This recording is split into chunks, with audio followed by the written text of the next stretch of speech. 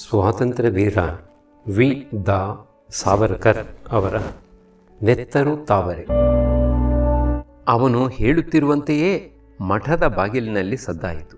ತಿರುಗಿ ನೋಡುವಷ್ಟರಲ್ಲಿ ಆಂತೋನಿಯ ಕಡೆಯ ಬಿಳಿ ಸೈನಿಕನೊಬ್ಬ ಅಂಗಳದೊಳಕ್ಕೆ ಬರುತ್ತಿದ್ದ. ಅವನನ್ನು ಕಾಣುತ್ತಲೇ ರಮೆಗೆ ಮೈನಡುಕ ಹುಟ್ಟಿತು.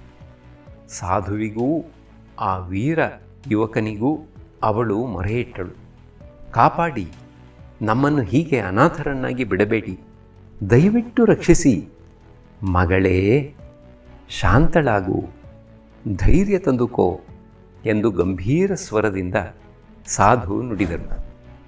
ಅಂಗಳದಲ್ಲಿದ್ದವನನ್ನು ಸ್ವಾಗತಿಸಲು ಹೊರಕ್ಕೆ ಹೊರಟರು.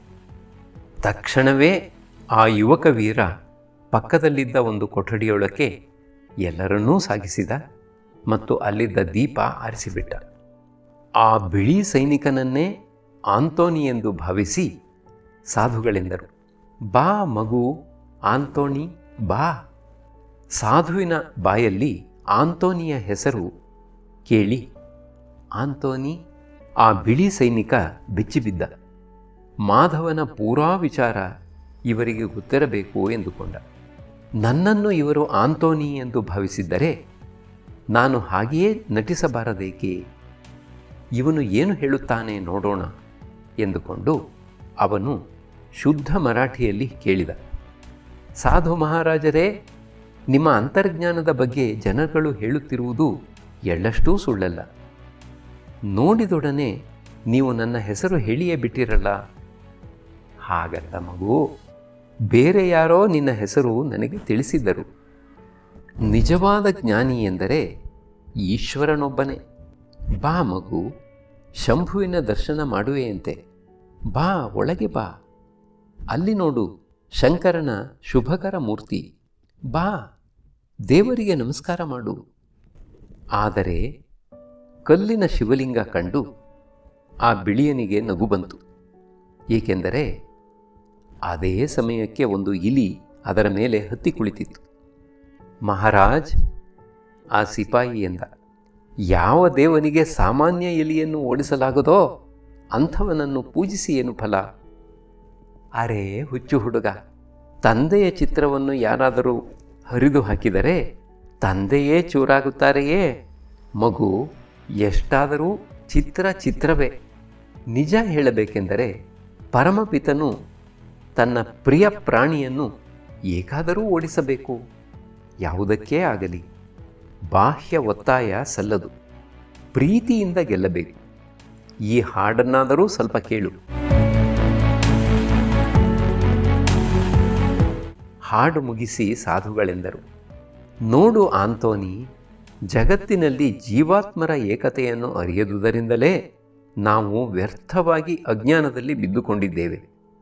ಇಲ್ಲಿ ನೋಡು, ನಿನ್ನಲ್ಲಿ ಹೇಗೆ ಜೀವವಿದೆಯೋ ಹಾಗೆಯೇ ಇನ್ನೊಬ್ಬರಲ್ಲೂ ಇದೆ ಎಂಬುದನ್ನು ನೆನಪಿಟ್ಟುಕೋ. ಇದೇ ಪ್ರೇಮದ ಸರಳ ಮಂತ್ರ. ಇದರಿಂದಲೇ ಜೀವನವು ಪಾವನವಾಗುವುದು, ಸ್ವರ್ಗವಾಗುವುದು. ಮಗು ಆಂತೋನಿ, ಮನೆಗೆ ಬೆಂಕಿ ಹೊತ್ತಿದರೆ ನಾವು ಕೂಡಲೇ ಆರಿಸುವುದಿಲ್ಲವೇ? ಹಾಗೆಯೇ ನಿನ್ನ ಹೃದಯಕ್ಕೆ ಹೊತ್ತಿರುವ ದ್ವೇಷಾಗ್ನಿಯನ್ನು ನೀನೇ ನಂದಿಸಿಕೋ. ಅಯ್ಯ ಸೋದರ, ನೀನು ಬೇರೆಯವರನ್ನು ಕ್ಷಮಿಸಿದೆಯಾದರೆ ಆ ಜಗದೊಡೆಯ ಪರಮೇಶ್ವರನೂ ನಿನ್ನನ್ನು ಅದೇ ಕ್ಷಣ ಕ್ಷಮಿಸುವುದನ್ನು ಕಾಣುವೆ. ಆ ಪೋರ್ಚುಗೀಸನು ತನ್ನ ಬಿಳಿಯ ಗೋಣು ಅಲ್ಲಾಡಿಸಿ ಹೇಳಿದ, ಮಹಾತ್ಮರೇ, ತಾವು ಸತ್ಯವನ್ನೇ ನುಡಿಯುತ್ತಿರುವಿರಿ. ನಮ್ಮ ದೇವಪುತ್ರ ಯೇಸುವೂ ತನ್ನ ಮಕ್ಕಳಿಗೆ ಇದೇ ಸಂದೇಶವನ್ನು ನೀಡಿದ್ದಾನೆ. ನಿಮ್ಮಂಥ ಸಂತರು ಎಲ್ಲಿಯೇ ಇದ್ದರೂ ಯೇಸುವಿನ ನಿಜವಾದ ಅನುಯಾಯಿಗಳೇ ಸರಿ. ಸ್ವಾಮೀಜಿ, ತಮ್ಮ ಕೀರ್ತಿ ಕೇಳಿಯೇ ನಾನು ತಮ್ಮ ದರ್ಶನಕ್ಕಾಗಿ ಧಾವಿಸಿ ಬಂದೆ. ಮಹಾಮಹಿಮರಾದ ನಿಮ್ಮ ಮೇಲೆ ನನ್ನ ಮನಸ್ಸಿನಲ್ಲಿ ಅದೆಷ್ಟು ಭಕ್ತಿ ಉಕ್ಕಿ ಬರುತ್ತಿದೆ, ಹೇಗೆ ವಿವರಿಸಲಿ? ಅಯ್ಯ ಮುನಿವರ್ಯರೇ, ಕೇವಲ ಅಂತರ್ಜ್ಞಾನದಿಂದಲೇ ನನ್ನ ಹೆಸರನ್ನು ಅರಿತುಕೊಂಡಂಥ ತಮಗೆ ನನ್ನ ಕೃತ್ಯಗಳೂ ಗೊತ್ತೇ ಇರಬೇಕು. ಹೇ ಸದ್ಗುರು, ನಿಜಕ್ಕೂ ನನಗೀಗ ಪಶ್ಚಾತ್ತಾಪವಾಗುತ್ತಿದೆ. ಅಯ್ಯೋ, ನಾನು ಅದೆಂಥ ಘೋರ ಪಾಪವನ್ನೆಸಗಿದೆ. ಪ್ರಮಾಣವಾಗಿ ಹೇಳುತ್ತೇನೆ, ಆ ಮಾಧವನ ಬಳಿ ಕ್ಷಮೆ ಬೇಡಲು ನನ್ನ ಮನಸ್ಸು ಈಗ ಚಡಪಡಿಸುತ್ತಿದೆ. ಮಾಧವನು ಎಲ್ಲಿರುವನು ಎಂಬುದು ನನಗೆ ಗೊತ್ತಾಗಿ ಅವನೊಮ್ಮೆ ನನ್ನನ್ನು ಕ್ಷಮಿಸಿಬಿಟ್ಟರೆ ಸರಿ. ಆಗಲೇ ನನ್ನ ಮನಸ್ಸಿಗೆ ಶಾಂತಿ, ನೆಮ್ಮದಿ. ಆ ಬಿಳಿಯನ ಮಾತು ಕೇಳಿ ಸಾಧುವರ್ಯರಿಗೆ ಸಮಾಧಾನವಾಯಿತು. ಕೊಂಚ ಗದ್ಗದಿತರಾಗಿ ಅವರೆಂದರು, ಆಂತೋನಿ, ನಿನಗೆ ಶುಭವಾಗಲಿ. ನಿನ್ನ ವಿಷಯವಾಗಿ ನಾನು ಇರಿಸಿಕೊಂಡಿದ್ದ ನಂಬಿಕೆಯನ್ನು ನೀನು ನಿನ್ನ ದಯಾಗುಣದಿಂದ ಸಾರ್ಥಕಗೊಳಿಸಿರುವೆ. ನೀನೇ ಧನ್ಯ. ಸ್ವಾಮಿ, ಇದೆಲ್ಲ ತಮ್ಮ ಕೃಪಾಪ್ರಸಾದ. ತಮ್ಮ ಮಹಿಮೆ ಅದ್ಭುತ. ನೀವು ದಯೆ ತೋರಿದರೆ ಸಾಕು, ಎಂಥ ದುಷ್ಟನೂ ಶಿಷ್ಟನಾಗುತ್ತಾನೆ. ತಾವು ವಿಷಸರ್ಪದ ಹೃದಯದಲ್ಲೂ ಪ್ರೇಮ ಬಿತ್ತಬಲ್ಲಿರಿ.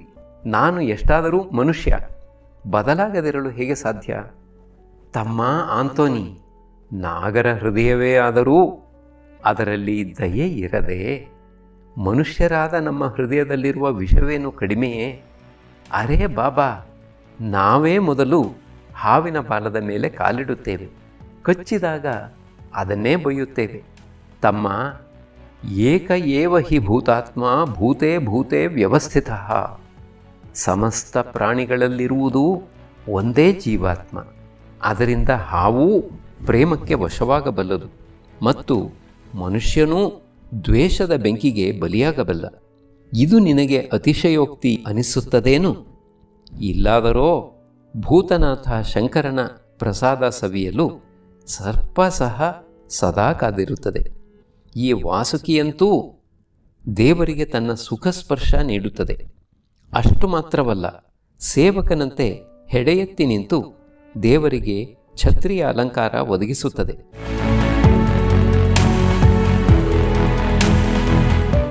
ಅದನ್ನು ಕೇಳಿ ಆ ಬಿಳಿ ಸೈನಿಕ ನಕ್ಕು ನುಡಿದ, ಸ್ವಾಮೀಜಿ, ಈ ಸರ್ಪ ಕೇವಲ ಶಿವಲಿಂಗದ ಮೇಲೆ ಮಾತ್ರ ಹೆಡೆಬಿಚ್ಚುತ್ತದೆ ಎಂದೇನೂ ಇಲ್ಲ. ತಿಂದು ಹೆಚ್ಚಾದಾಗ ಸಹ ಅರಗಿಸಿಕೊಳ್ಳಲು ಮರಕ್ಕೋ ಕಂಬಕ್ಕೋ ಸುತ್ತಿಕೊಂಡು ಹೆಡೆ ತೂಗಾಡಿಸುವುದಿಲ್ಲವೇನು? ಆಗ ಸಾಧು ನಗುತ್ತಾ ಹೇಳಿದರು, ಅರೇ ಬೇಟಾ, ನಿನಗಿನ್ನೂ ನಂಬಿಕೆಯಾಗುತ್ತಿಲ್ಲ. ಇರಲಿ, ಆದರೆ ನೀನು ಕ್ರೂರಿ ಎಂಬ ಅಪವಾದ ಸುಳ್ಳೆಂಬುದನ್ನು ಪಶ್ಚಾತ್ತಾಪದಿಂದ ನೀನು ತೋರಿಸಿಕೊಟ್ಟಿಲ್ಲವೇನು? ಹೀಗೆ ನಿನ್ನ ಹೃದಯ ಶುದ್ಧವಾಗುತ್ತಾ ಹೋಗುತ್ತದೆ. ಏಕ ಏವ ಹಿ ಭೂತಾತ್ಮ ಭೂತೇ ಭೂತೇ ವ್ಯವಸ್ಥಿತಃ ಎಂಬ ಮಾತು ಸತ್ಯ. ಆದ್ದರಿಂದ ನೀನು ನಿರಪರಾಧಿಗಳ ಹಿಂಸೆ ಬಿಟ್ಟು ಹೃದಯ ಶುದ್ಧಿಗೊಳಿಸುವ ಪ್ರೇಮ ಮಂತ್ರವನ್ನು ಜಪಿಸಲು ಆರಂಭಿಸು. ಹಾಗೇ ಆಗಲಿ, ಖಂಡಿತ ಆರಂಭಿಸುವೆ ಎಂದು ಕಪಟ ನಾಟಕ ಆಡುತ್ತಾ ಆ ಪೋರ್ಚುಗೀಸನು, ಮಹಾತ್ಮರೇ, ನನ್ನ ಕ್ರೂರ ಕರ್ಮಗಳನ್ನು ದಯವಿಟ್ಟು ಕ್ಷಮಿಸಿ. ಮಾಧವನನ್ನು ಬೇಗ ಬರಹೇಳಿ. ನಾನು ಅವನ ಕಾಲಿಗೆ ಬಿದ್ದು ಅವನು ವಿಧಿಸಿದಷ್ಟು ದಂಡ ತೆತ್ತು ಎಲ್ಲ ಬಂದಿಗಳನ್ನೂ ಬಿಟ್ಟು ಬಿಡುತ್ತೇನೆ. ಈಗಿಂದೀಗಲೇ ಸೈನ್ಯ ಸಮೇತ ವಾಪಸ್ಸು ಹೊರಟು ಹೋಗುತ್ತೇನೆ. ಸಾಧುವರ್ಯರಿಗೆ ಎದೆಯುಬ್ಬಿತು. ಕೊಠಡಿಯೊಳಗಿದ್ದ ಯುವಕ ವೀರನ ಕಡೆಗೆ ಕಣ್ಣು ಹಾಯಿಸಿದರು. ಜಿಂಕೆಯ ಮುಂದೆ ತೋಳ ಸಹ ತಲೆಬಾಗುವಂತೆ ಮಾಡಬಲ್ಲ ತಮ್ಮ ಆತ್ಮಶಕ್ತಿಯ ಈ ಚಮತ್ಕಾರದಿಂದ ಆ ಯುವಕ ಪ್ರಭಾವಿತನಾಗಿರಬಹುದೆಂದು ಅವರೆಣಿಸಿದ್ದರು. ಅವರು ಕಂಡದ್ದಾದರೋ ತೀರ ವಿರುದ್ಧ ದೃಶ್ಯ. ಅವನಿಗೆ ಎಳ್ಳಷ್ಟೂ ನಂಬಿಕೆ ಹುಟ್ಟಿದಂತೆ ಕಾಣಲಿಲ್ಲ. ಅವನ ಮುಖದಲ್ಲಿ ಆತಂಕ, ತಳಮಳ ತುಂಬಿತ್ತು. ವಾತ್ಸಲ್ಯ ಸುಧೆ ಹನಿಸುವಂತೆ ಮಧುರ ಸ್ವರದಲ್ಲಿ ಸಾಧು ಮಹಾಶಯರು ಕರೆದರು, ಮಗು ಮಾಧವ, ಸ್ವಲ್ಪ ಹೊರಗೆ ಬಾ.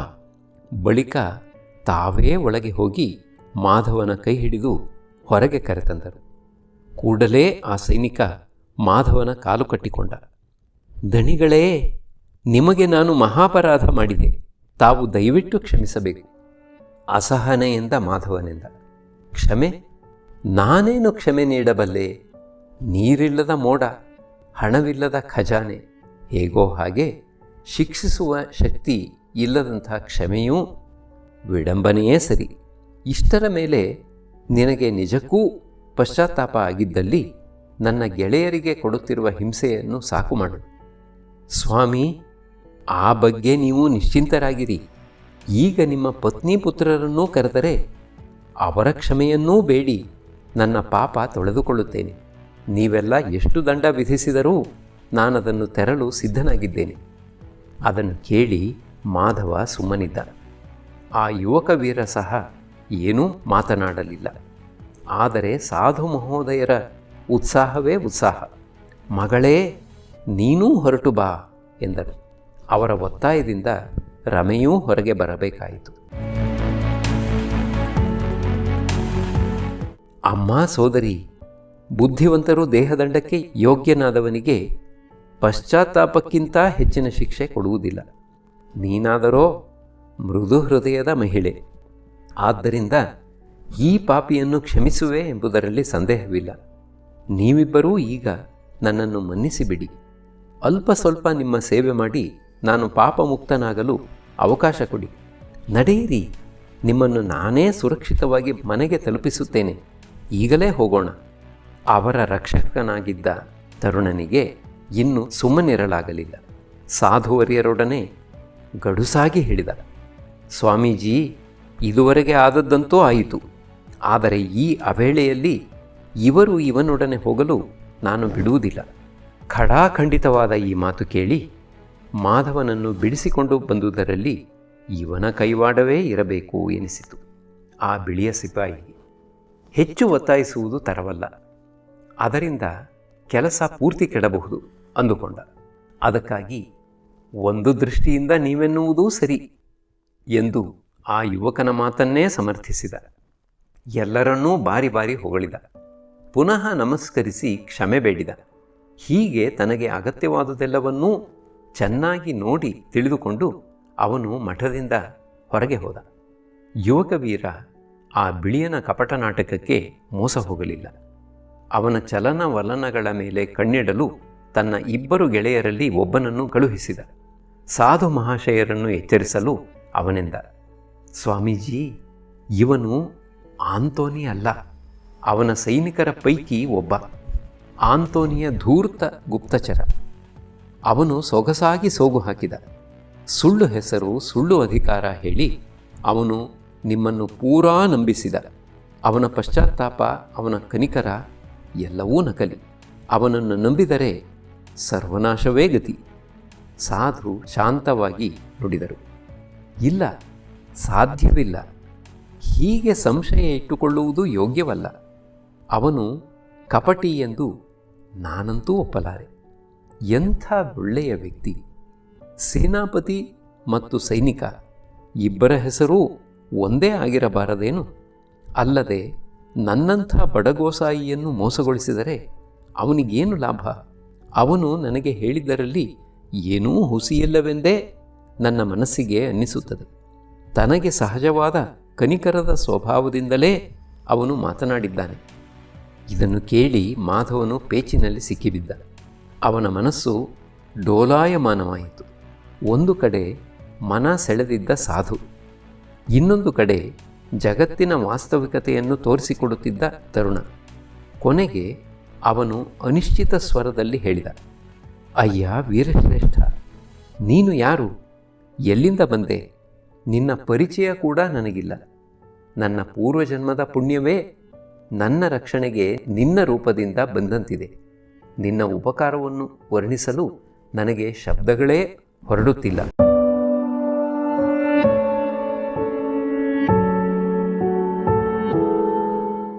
ಎಂಥ ಕರಾಳ ರಾತ್ರಿ! ಅಂತೋನಿ ತಾನು ಹಿಡಿದಿಟ್ಟುಕೊಂಡಿದ್ದ ಗ್ರಾಮಸ್ಥರನ್ನು ರಾತ್ರಿಯಿಡೀ ಹಿಂಸಿಸುತ್ತಲೇ ಇದ್ದ. ಇಡೀ ಗ್ರಾಮಕ್ಕೆ ಭೂಕಂಪನ ಹತ್ತಿದಂತಿತ್ತು. ಮಾಧವ ಎಲ್ಲಿ ಹೋದ ಎಂಬುದೊಂದೇ ಅವನು ಕೇಳುತ್ತಿದ್ದ ಪ್ರಶ್ನೆ. ಯಾತನೆ ತಡೆಯಲಸಾಧ್ಯವಾದಾಗ ಹಳ್ಳಿಗರು ಯಾವುದಾದರೊಂದು ಜಾಗದ ಹೆಸರು ಹೇಳುತ್ತಿದ್ದರು. ಅಂತೋನಿ ಅಂಥ ಕಡೆಗೆ ಕೂಡಲೇ ತನ್ನ ಸೈನಿಕರನ್ನು ಅಟ್ಟುತ್ತಿದ್ದ. ಮೊದಲು ದಾಳಿಯಾದದ್ದು ಮಾಧವನ ಮಿತ್ರ ಸೇಠಜಿಯ ಮನೆಯ ಮೇಲೆ. ಒಳಗೆ ನುಗ್ಗಿ ಅವನನ್ನು ಹಿಡಿದು ಕಟ್ಟಿದರು. ಮಾಧವ ಇಲ್ಲಿ ಬಂದನೇ ಎಂದು ಕೇಳಿದರು. ಅವನು ಇಲ್ಲಿ ಯಾಕೆ ಬರಲಿಲ್ಲ ಎಂದು ಸೇಠನನ್ನು ಥಡಿಸಲು ಆರಂಭಿಸಿದರು. ಅವನು ಕಣ್ಣೀರು ಹರಿಸುತ್ತಾ, ಅಯ್ಯೋ, ಮಾಧವನ ವಿಷಯ ನನಗೆ ಗೊತ್ತಿಲ್ಲ ಎಂದು ಗೋಳಾಡತೊಡಗಿದ. ಆ ನರಪಶುಗಳು ಅಷ್ಟಕ್ಕೆ ಬಿಟ್ಟಾರೆಯೇ? ತಾಳು, ನಿನ್ನ ಬಾಯಿ ಬಿಡಿಸುವ ವಿಧಾನ ನಮಗೆ ಗೊತ್ತು ಎನ್ನುತ್ತಾ ದಿಕ್ಕೆಟ್ಟು ಒಳಗೆ ಅಡಗಿದ್ದ ಅವನ ಮಗಳನ್ನು ಎಳೆದು ತಂದರು. ತಂದೆಯ ಮುಂದೆಯೇ ನೆಲಕ್ಕೆ ಕುಕ್ಕಿದರು. ಹಾಯ್! ಅಲ್ಲಿದ್ದ ಸೈನಿಕರಾದರೋ ಕೇವಲ 20. ಆದರೆ ಆ ತುಂಬಿದ ಗ್ರಾಮದಲ್ಲಿ ಅವರ ಕ್ರೂರ ಅನಾಚಾರವನ್ನು ತಡೆಯಲು ಒಬ್ಬ ಗಂಡು ಪಿಳ್ಳೆಯೂ ಮುಂದಾಗಲಿಲ್ಲ. ಎಂಥ ನಾಚಿಕೆಗೇಡಿನ ದುರ್ದೈವ! ಸೇಠಜಿ ಕಣ್ಣು ಮುಚ್ಚಿಕೊಂಡ. ಅವನ ಮಗಳು ಅರ್ಧಮೂರ್ಛಾವಸ್ಥೆಯಲ್ಲಿ ಅನಾಥ ಶವದಂತೆ ಬಿದ್ದಿದ್ದಳು. ಮುಂದೆ ಈ ರಾಕ್ಷಸರು ಏನೆಲ್ಲ ಮಾಡಿದರೆಂಬುದನ್ನು ನೋಡಲು ರಾತ್ರಿಯ ಕತ್ತಲೂ ಹೇಸಿತು. ಅತ್ಯಾಚಾರ ಮುಗಿಸಿ ಅವರು ಮುಂದೆ ಹೊರಟರು. ಹುಚ್ಚು ನಾಯಿ ಕಚ್ಚತೊಡಗಿದಾಗ ಅದರ ಲೆಕ್ಕ ಯಾರಿಡಬೇಕು? ಆ ಪೋರ್ಚುಗೀಸ್ ನಾಯಿಗಳ ಪಾಶವಿ ಕೃತ್ಯಗಳು ತಡೆಯಿಲ್ಲದೆ ಸಾಗಿದವು. ಇತ್ತ ಮಾಧವನನ್ನು ರಕ್ಷಿಸಿದ ವೀರ ಊರಾಚೆ ರಹಸ್ಯ ಜಾಗದಲ್ಲಿ ತಾನು ಕುದುರೆಗಳನ್ನು ಕಟ್ಟಿದ್ದ ಮಠದ ಕಡೆಗೆ ಧಾವಿಸಿದ. ಅಷ್ಟರಲ್ಲಿ ಬಿಳಿ ಸೈನಿಕನನ್ನು ಅನುಸರಿಸಿ ಹೋಗಿದ್ದ ಸಂಗಡಿಗನೂ ವಾಪಸ್ಸು ಬಂದ. ಅಂತೋನಿಯ ಗುಪ್ತಚರನೇ ಬಂದಿದ್ದನೆಂಬುದನ್ನು ಸ್ಪಷ್ಟಪಡಿಸಿದ. ಇಬ್ಬರೂ 4 ಕುದುರೆಗಳ ಸಮೇತ ಮಠಕ್ಕೆ ಬಂದರು. ಮಾಧವನಿಗೆ ಆ ಮುಂದಾಳು ಹೇಳಿದ, ಮಾಧವ, ಮೋಸವಾಗಿದೆ. ಈಗ ಒಂದು ಕ್ಷಣ ಸಹ ವ್ಯರ್ಥ ಮಾಡಕೂಡದು. ಈ ಮಠವಂತೂ ಯಮದವಡೆಯಂತಿದೆ. ತಕ್ಷಣ ಇಲ್ಲಿಂದ ಹೊರಡು. ಕುದುರೆಗಳು ಸಿದ್ಧವಾಗಿವೆ. ಸಾಧುವರ್ಯರಿಗೂ ಈ ಮಾತು ಕೇಳಿಸಿತು. ಆದರೆ ಅವರ ಸಂತಗುಣ ಕುಂದಲಿಲ್ಲ. ನಸುನಕ್ಕೂ ಹೇಳಿದರು, ಅರೆ, ಸ್ವಲ್ಪ ಶಾಂತಿ ತಂದುಕೊಳ್ಳಿ. ಆಗ ರಕ್ಷಕ ವೀರನಿಗೆ ರೇಗಿತು. ಇಷ್ಟು ಸಾಕು ಮಹಾಸ್ವಾಮಿ. ತಮ್ಮ ಶಾಂತಿ ಶತ್ರುವಿನ ಕ್ರೌರ್ಯಕ್ಕಿಂತಲೂ ಹೆಚ್ಚು ಅಪಾಯಕರ. ನಿಮ್ಮ ಭೋಳೆತನದಿಂದ ಇಡೀ ಊರು ಹೊತ್ತಿ ಉರಿಯದಿದ್ದರೆ ಸಾಕು. ನಿಮ್ಮ ಶಾಂತಿ ಪುರಾಣ ಸಾಕು ಮಾಡಿ. ತಾಯಿ ತಂಗಿಯರ ಮೇಲೆ ಅತ್ಯಾಚಾರ ನಡೆಸುವ, ಅವರನ್ನು ಕದ್ದೊಯ್ಯುವ ನರಪಿಶಾಚಿಗಳು ನಿಮ್ಮ ಶಾಂತಿ ಬೋಧೆ ಲೆಕ್ಕಿಸುವರೇನು? ಮಾಧವನ ಕಡೆ ತಿರುಗಿ ಹೇಳಿದ, ನೋಡು, ನೀನು ಹೊರಡುವುದಿದ್ದರೆ ಬೇಗ ಹೊರಡು. ನಾವಂತೂ ಇದೀಗ ಹೊರಟಿದ್ದೇವೆ. ಈ ನೇರ ಮಾತು ಪರಿಣಾಮ ಬೀರಿತು. ಮಾಧವನು ಹೆಂಡತಿ ಮತ್ತು ಮಗನೊಡನೆ ಹೊರಡಲು ಸಿದ್ಧನಾದ. ಈ ಮೂವರನ್ನೂ 2 ಕುದುರೆಗಳ ಮೇಲೆ ಹತ್ತಿಸಿದ್ದಾಯಿತು. ತರುಣವೀರ ಸಾಧುವಿಗೆ ನಮಸ್ಕರಿಸಿ ಕೇಳಿಕೊಂಡ, ಸ್ವಾಮೀಜಿ, ದಯವಿಟ್ಟು ತಾವು ಸಹ ಸ್ವರಾಜ್ಯಕ್ಕೆ ಬನ್ನಿ. ಅಲ್ಲಿ ಧರ್ಮ ಸುರಕ್ಷಿತವಾಗಿದೆ. ಆಕಾಶದತ್ತ ನೋಡುತ್ತಾ ಅವರೆಂದರು, ಸ್ವರಾಜ್ಯ? ಹುಚ್ಚು ಹುಡುಗ, ಕಾಲ ದೇಶಗಳ ಎಲ್ಲೆ ಇಲ್ಲದ್ದೇ ನಿಜವಾದ ಸ್ವರಾಜ್ಯ. ಕಾಲ ದೇಶಗಳ ಬಂಧನದಲ್ಲಿ ಸ್ವರಾಜ್ಯ ಅನುಭವಿಸುವುದು ಅಷ್ಟರಲ್ಲೇ ಇದೆ. ಅದೆಂದಿಗೂ ಸಾಧ್ಯವಿಲ್ಲ. ದೇವರು ನಿಮ್ಮ ದೊರೆಗೆ ಪ್ರಯೋಗಕ್ಕಾಗಿ ಅಲ್ಪ ಸ್ವಲ್ಪ ನೆಲ ನೀಡಿದ್ದಾನು. ನಮಗಾದರೋ ಇಡೀ ಜಗತ್ತಿನ ಅಧಿಕಾರ ಪತ್ರ ಕೊಟ್ಟಿದ್ದಾನೆ. ಇದೊಂದನ್ನೂ ಆ ತರುಣ ಕೇಳಿಸಿಕೊಳ್ಳಲೇ ಇಲ್ಲ. ಮುಂದೆ ಏನಾದೀತೆಂಬುದನ್ನು ತಿಳಿದುಕೊಳ್ಳಲು ತನ್ನ ಒಬ್ಬ ಸಂಗಡಿಗನನ್ನು ಮಠದಲ್ಲಿ ಬಿಟ್ಟು ಇನ್ನೊಬ್ಬನೊಡನೆ ಮಾಧವನ ಪರಿವಾರ ಸಹಿತ ಹೊರಟುಬಿಟ್ಟ. ಹಿಂದೆ ಉಳಿದ ಯುವಕ ಆ ಸಂತರಿಗೆ ಹೇಳಿದ, ಮುನಿವರ್ಯ, ಸ್ವಲ್ಪ ಯೋಚಿಸಿ ನೋಡಿ. ನಮ್ಮದು ಧರ್ಮ ಸಂಸ್ಥಾಪನೆಯ ಕಾರ್ಯ. ಇದೇ ಕಾರ್ಯಕ್ಕಾಗಿಯೇ ಶ್ರೀರಾಮಚಂದ್ರನು ಕೋದಂಡ ತೊಡಲಿಲ್ಲವೇ? ಪರಮವಿರಕ್ತರಾದ ಸಮರ್ಥ ರಾಮದಾಸರೂ ಶ್ರಮಿಸಲಿಲ್ಲವೇ? ದುಷ್ಟರನ್ನು ಶಿಕ್ಷಿಸಿ ಶಿಷ್ಟರನ್ನು ರಕ್ಷಿಸಿ ಭಾರತವನ್ನು ಉಳಿಸಲು ನಾವಿಂದು ರಣರಂಗಕ್ಕೆ ಇಳಿದಿದ್ದೇವೆ. ಧರ್ಮ ರಕ್ಷಣೆಗಾಗಿ ಶಿವಛತ್ರಪತಿಯ ಪ್ರೇರಣೆಯಿಂದ ಇಂದು ನಮ್ಮ ಒಡೆಯರಾದ ಬಾಜಿರಾವ್ ಪೇಶ್ವೆ ಖಡ್ಗ ಹಿರಿದಿದ್ದಾರೆ. ನೀವೇ ನೋಡಿ, ಈ ಗೋಮಾಂತಕದಲ್ಲಿ ಪೋರ್ಚುಗೀಸರು ಹಿಂದೂಗಳನ್ನು ಎಷ್ಟೊಂದು ಹಿಂಸಿಸುತ್ತಿದ್ದಾರೆ. ಪರಶುರಾಮನ ದೇವಾಲಯದಲ್ಲಿ ಮಾತ್ರವಲ್ಲ, ಮನೆ ಮನೆಯಲ್ಲೂ ಪೂಜೆ ನಿಲ್ಲಿಸುತ್ತಿದ್ದಾರೆ. ಪ್ರಜೆಗಳೆಲ್ಲ ಸಂಸ್ಕಾರ ಶೂನ್ಯರೂ ಪೌರುಷಹೀನರೂ ಆಗತೊಡಗಿದ್ದಾರೆ. ಸ್ವರಾಜ್ಯ ಹೋದ ಮೇಲೆ ಇನ್ನೇನು ತಾನೇ ಉಳಿದೀತು? ದೇಶ ಹೋಯಿತು, ಧರ್ಮ ಹೋಯಿತು, ಮಾನ ಮರ್ಯಾದೆ ಎಲ್ಲವೂ ಮಣ್ಣುಗೂಡಿತು. ಹೋಗುವುದಕ್ಕೆ ಈಗ ಏನು ತಾನೇ ಉಳಿದಿದೆ?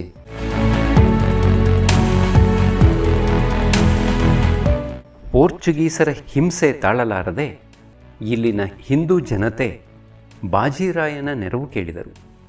ಮ್ಲೇಚ್ಛರನ್ನು ಹೊಡೆದಟ್ಟಿ ಧರ್ಮ ರಕ್ಷಿಸಲು ಇಲ್ಲೀಗ ಒಂದು ರಹಸ್ಯ ದಳ ಕಟ್ಟಲಾಗಿದೆ.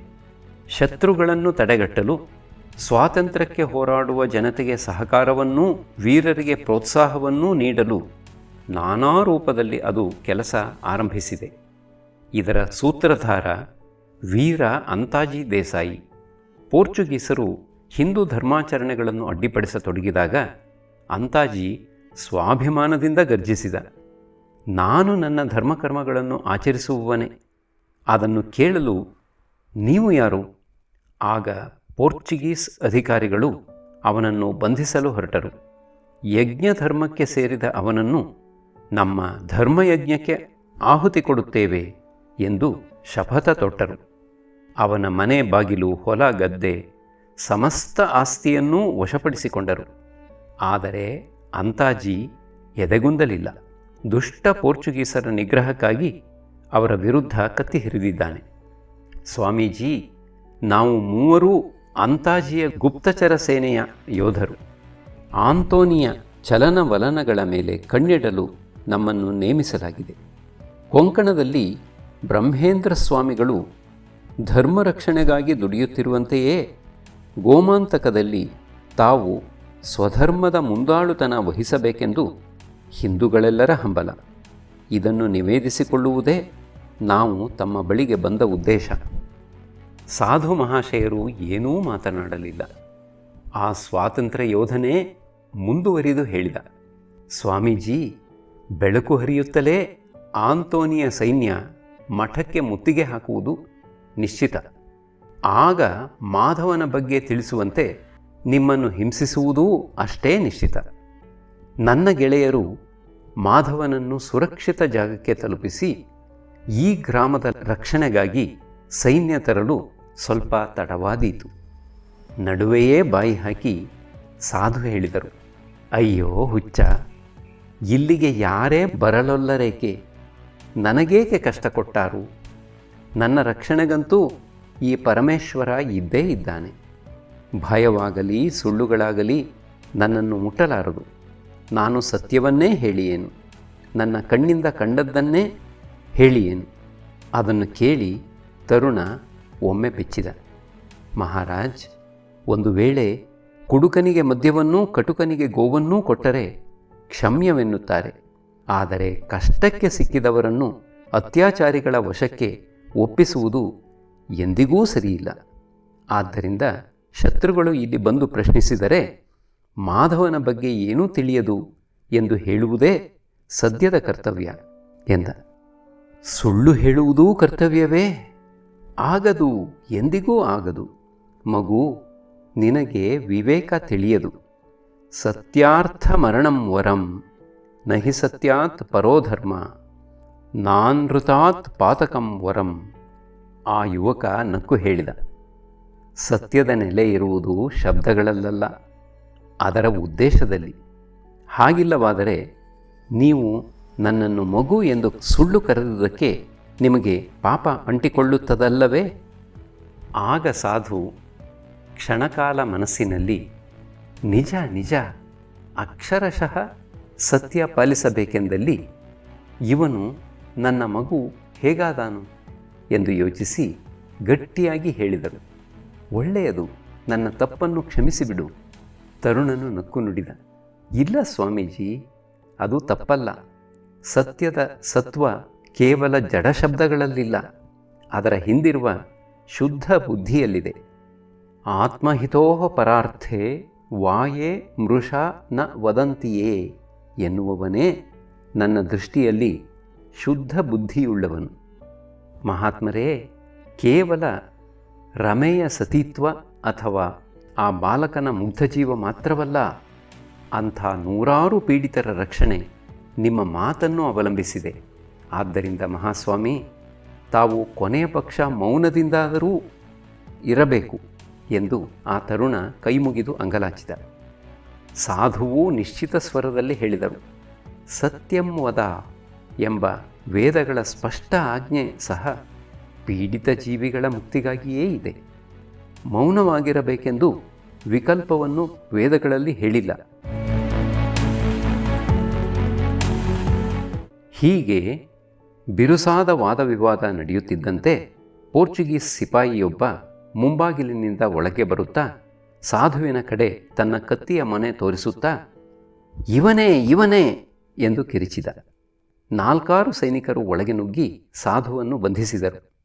ಉಳಿದ ಸೈನಿಕರು ಮಠಕ್ಕೆ ಮುತ್ತಿಗೆ ಹಾಕಿದರು. ಆಂತೋನಿ ಒಳಗೆ ಬಂದ. ಅಲ್ಲಿ ನಿಂತ ತರುಣನನ್ನು ನೋಡಿ ಸಿಟ್ಟಿನಿಂದ ಅಬ್ಬರಿಸಿದ, ಯಾರೋ ನೀನು? ಇವನನ್ನೂ ಹಿಡಿದು ಹಾಕಿ. ಆ ತರುಣ ತನ್ನ ಕೋಪ ನುಂಗಿಕೊಂಡು ನುಡಿದ, ಮಹಾರಾಜ್, ನಾನೊಬ್ಬ ಬಡಪಾಯಿ ಯಾತ್ರಿಕ. ಆಂತೋನಿ ಸಾಧುವಿನ ಕಡೆ ತಿರುಗಿ ಹೇಳಿದ, ಗೋಸಾಯಿಜಿ, ಇವನ ಮಾತು ನಿಜವೇ? ಅರೇ ಆಂತೋನಿ, ನಾನು ನೀನು ಮಠದಲ್ಲಿರುವ ಎಲ್ಲರೂ ಯಾತ್ರಿಕರೇ. ಈ ಜಗತ್ತಿನಲ್ಲಿ ಸ್ಥಿರವಾಗಿರುವವರು ಯಾರು? ಮಾಧವ ಎಲ್ಲಿದ್ದಾನೆ? ಆಂತೋನಿ ಗದರಿಸಿ ಕೇಳಿದ. ಇಲ್ಲಿ ಇಲ್ಲ ಎಂದರು ಸಾಧು. ಅಷ್ಟರಲ್ಲಿ ಮೊದಲೇ ಅಲ್ಲಿಗೆ ಬಂದು ಹೋಗಿದ್ದ ಬಿಳಿ ಸಿಪಾಯಿ ಒಳಗಿನ ಕೋಣೆಯ ಕಡೆ ಕೈ ತೋರಿಸಿ, ಇಲ್ಲಿ ನುಗ್ಗಿ ಒಳಗೆ ಹುಡುಕಿ ಎಂದ. ಅಲ್ಲಿ ನಿಂತಿದ್ದ ಯುವಕನಿಗೆ ಸಾಧುವಿನ ಉತ್ತರದಿಂದ ಸಂತೋಷವಾಯಿತು.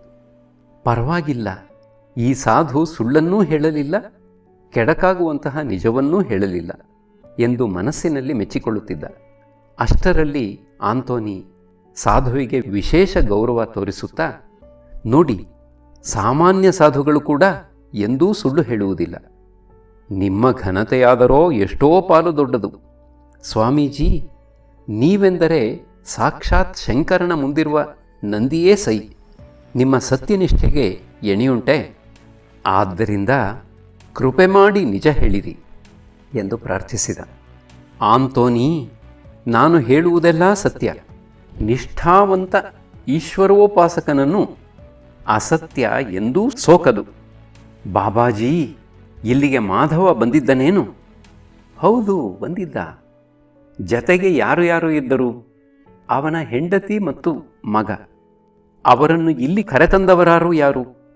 3 ಜನ. ಆ ಪೈಕಿ ಇವನೂ ಒಬ್ಬ. ಹಾಗೇನು? ಸರಿ ಸರಿ, ನೀವು ನಿಜಕ್ಕೂ ಈಶ್ವರನ ಪರಮಭಕ್ತರು.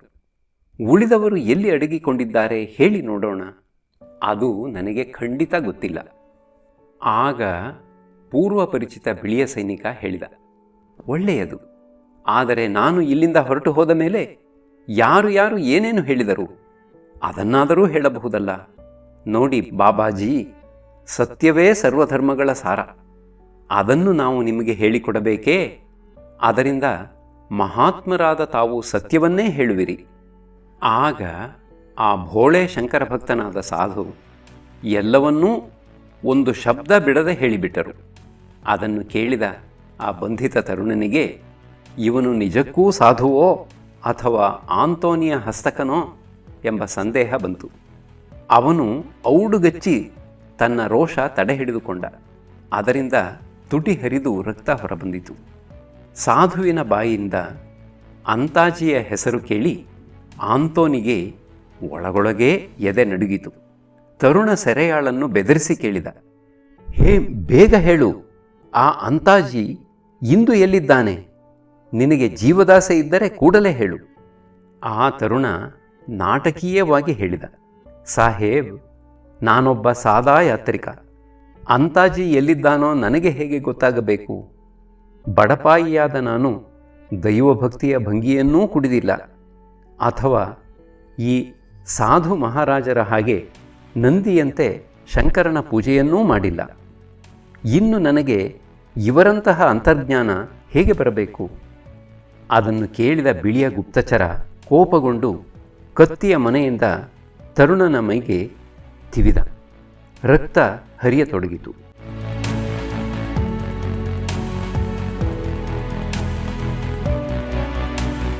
ಬೇಡ ಬೇಡ ಎಂದು ಆಂತೋನಿ ಅವನನ್ನು ಅಷ್ಟಕ್ಕೇ ತಡೆದ. ಹೀಗೆ ಕೊಲ್ಲುವುದು ನಮಗೆ ಶೋಭಿಸುವುದಿಲ್ಲ. ಧರ್ಮಶಾಸನದ ಮೂಲಕವೇ ಅಪರಾಧಿಯನ್ನು ಶಿಕ್ಷಿಸಬೇಕು. ಕೋಪದಿಂದ ಹೀಗೆ ದುಡುಕುವುದು ಯೇಸುವಿನ ಹೆಸರಿಗೆ ಕಳಂಕ ಎಂದ. ಸಾಧುವು ತೋರಿಸಿದ ದಿಕ್ಕಿಗೆ ಕೆಲವು ಬಿಳಿ ಸೈನಿಕರನ್ನು ಕಳುಹಿಸಿದ. ಮಠದಲ್ಲಿ ಅಕಸ್ಮಾತ್ ಯಾರಾದರೂ ಅಡಗಿಕೊಂಡಿದ್ದರೆ ತೀರಿ ಹೋಗಲೆಂದು ಅದಕ್ಕೆ ಬೆಂಕಿ ಹಚ್ಚಿಬಿಟ್ಟ. ಭೀಕರ ಜ್ವಾಲೆ ಗಗನಕ್ಕೇರಿತು ಮತ್ತು ಅವನ ಸೈನಿಕರು ಸನಿಹದ ರಸ್ತೆಯಲ್ಲಿ ನಿಂತು ನೋಡುತ್ತಿದ್ದರು.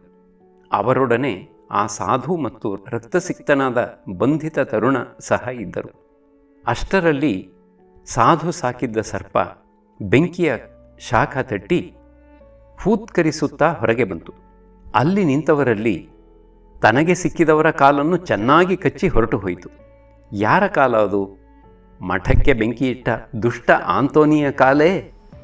ಅಲ್ಲ ಅಲ್ಲ, ಹಾವನ್ನು ಮಗನಂತೆ ಪೋಷಿಸುತ್ತಿದ್ದ ಆ ಸಾಧುವಿನ ಕಾಲು.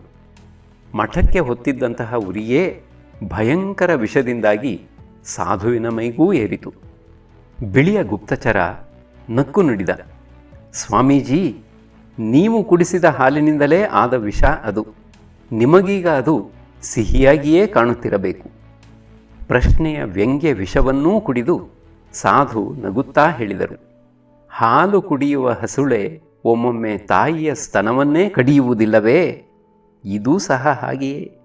ಅತ್ತ ಪೋರ್ಚುಗೀಸ್ ಸವಾರರಿಗೆ ಮಾಧವನು ಹೋದ ದಾರಿಯ ಪತ್ತೆ ಹತ್ತಿತು. ಅವರು ವೇಗವಾಗಿ ಅವನ ಬೆನ್ನಟ್ಟಿ ಹೊರಟರು. ಮಾಧವ ಗಾಯಗೊಂಡಿದ್ದ. ರಮೆಗೆ ಕುದುರೆಯ ಮೇಲೆ ಕುಳಿತೇ ಅಭ್ಯಾಸವಿಲ್ಲ. ಜತೆಗೆ ಎಳೆಯ ಶಂಕರ ಬೇರೆ. ಅವರನ್ನು ಹೆಚ್ಚು ವೇಗವಾಗಿ ಕೊಂಡೊಯ್ಯುವುದು ಆ ತರುಣ ವೀರನಿಗೆ ಸಾಧ್ಯವಾಗಲಿಲ್ಲ. ಇನ್ನು ಅವರ ಸಂರಕ್ಷಣೆ ಅಸಾಧ್ಯ ಎನಿಸಿತು. ಆಗ ತನ್ನ ಸಂಗಡಿಗನಿಗೆ ಅವನು ಆಜ್ಞೆ ನೀಡಿದ, ಈಗ ನಮ್ಮ ವಿಷಯ ಚಿಂತಿಸಬೇಡ, ನೀನು ವೇಗವಾಗಿ ಹೋಗು. ಮೊದಲು ಸಿಕ್ಕುವ ನಮ್ಮ ಸೈನ್ಯಕ್ಕೆ ನನ್ನ ಸಂದೇಶ ಹೇಳು. ಆದಷ್ಟು ಬೇಗ ಅವರು ಇಲ್ಲಿಗೆ ಬರಲಿ. ಆಂತೋನಿಯನ್ನು ಅವರು ಇಂದು ಇಲ್ಲಿಂದ ಜೀವಸಹಿತ ಬೆಳೆದಿರಲಿ. ಅವನಿಗೆ ಹೆಚ್ಚು ಸಹಾಯ ದೊರೆಯುವ ಮೊದಲೇ ಅವನನ್ನು ಮುಗಿಸಬೇಕು. ತಡ ಮಾಡಿದಷ್ಟೂ ಹಿಂದೂಗಳ ಮರಣ, ಸ್ತ್ರೀಯರ ಅಪಹರಣ ಆಗುತ್ತದೆ. ಬೇಗ ಹೊರಡು. ಅವನು ನಾಗಾಲೋಟದಿಂದ ಹೊರಟು ಬಿಟ್ಟ. ಇನ್ನೂ ಬೆಳಕು ಹರಿದಿರಲಿಲ್ಲ. ಕತ್ತಲ ದಾರಿ. ರಮಾ ಮಾಧವನೊಡನೆ ಅವರ ರಕ್ಷಕನು ರಾಜಮಾರ್ಗ ಬಿಟ್ಟು ಕಾಡೋ ದಾರಿ ಹಿಡಿದ. ಬಿಳಿಯ ಸಿಪಾಯಿಗಳು ಗೊರಸಿನ ಸಪ್ಪಳ ಕೇಳುತ್ತಾ ಅವರನ್ನೇ ಹಿಂಬಾಲಿಸಿದರು. ಅವರು ಬಿಟ್ಟ ಬಾಣ ರಮೆ ಕುಳಿತಿದ್ದ ಕುದುರೆಯ ಮೈಗೆ ನಾಟಿತು. ಕೂಡಲೇ ಕುದುರೆ ಅಂಕೆ ತಪ್ಪಿ ಹಾರಿತು. ರಮೆ ಕೆಳಕ್ಕೆ ಎಸೆಯಲ್ಪಟ್ಟಳು. ದುರ್ಬಲರಿಗೂ ಎಂಥ ದುರ್ದಶೆ! ಇಡೀ ಜಗತ್ತು ಅವರ ಪಾಲಿಗೆ ಶೂನ್ಯ. ಕತ್ತಲಿನಲ್ಲೂ ಅದೇ ಕುದುರೆಯೇ ಬಾಣಕ್ಕೆ ಬಲಿಯಾಗಬೇಕಿತ್ತೇ? ಆ ಪರಮ ಸಾಧು ಸಹ ಅವರ ಪಾಲಿಗೆ ಪರಮ ಪಾತಕಿಯಾಗಬೇಕಿತ್ತೇ? ಶತ್ರುಗಳು ಹತ್ತಿರ ಬಂದರು. ಸೋಲು ನಿಶ್ಚಯವಾಯಿತು. ಆಗ ಆ ವೀರತರುಣ ಗದ್ಗದಿತನಾಗಿ ಹೇಳಿದ, ಧೈರ್ಯ ಬಿಡಬೇಡಿ, ನಾನು ನಿಮ್ಮ ನೆರವಿಗೆ ಪುನಃ ಬಂದೇ ಬರುತ್ತೇನೆ. ಶತ್ರು ಸೈನಿಕರು ಅವರೆಲ್ಲರನ್ನೂ ಸುತ್ತುಗಟ್ಟಿದರು. ಆ ತರುಣನೂ ಕತ್ತಿ ಹಿರಿದ. ವೀರಾವೇಶದಿಂದ ಹೋರಾಡುತ್ತಾ ಮುತ್ತಿಗೆ ಭೇದಿಸಿಕೊಂಡು ಪಾರಾಗಿ ಹೋದ. ರಮೆ ತನ್ನ ಮಗನನ್ನು ಬಲವಾಗಿ ಅಪ್ಪಿಕೊಂಡಳು. ದಿಕ್ಕು ತೋರದೆ ಗಟ್ಟಿಯಾಗಿ ಅಳತೊಡಗಿದಳು. ಅವಳ ದುಃಖ ಮಾತಿಗೆ ಅತೀತವಾಗಿತ್ತು.